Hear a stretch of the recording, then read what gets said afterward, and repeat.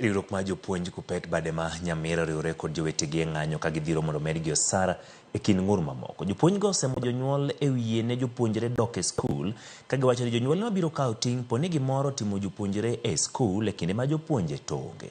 Jopuonjego bago ng'anyo e boma ma Nyamira kapok ne gichwalo ng'ur margi ne apisi mandiko jopuonj TSC ka gidwaro mondo chop kare winjruok mar higa ma 2021 nyaka 2025 kod chudo mag omenda mamoko ming'ado ndiko jopuonj 46,000 tich mag JSS to kod bero lwasi mar tich.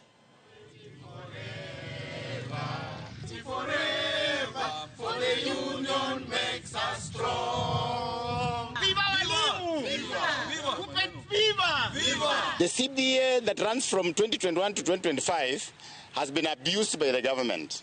The government revised the CBA last year with us, and they gave us the first phase. The second phase has not been addressed. Walifika mahali wakasema walimu wamepewa hiyo pesa, walimu wameenda kwa accounts wameangalia hakuna hizo pesa, na hizo pesa ndio tunataka. Na upande hii nyingine walimu ambao wako na ng'ombe wameenda kwa mama wanachunga, wale wako na biashara ya kuuza njugu, karanga, tunaenda ndio tutafute. Sasa hakuna walimu kwa shule. Tunasema tu serikali waingilie kati, waone kama venye tunaweza rudia tuongee, kwa sababu sisi hatuna ubaya. Walimu wako na njaa. Kwanza kitu ambayo inaumiza mwalimu, kuna kitu inaitwa medical scheme ya ON Minet.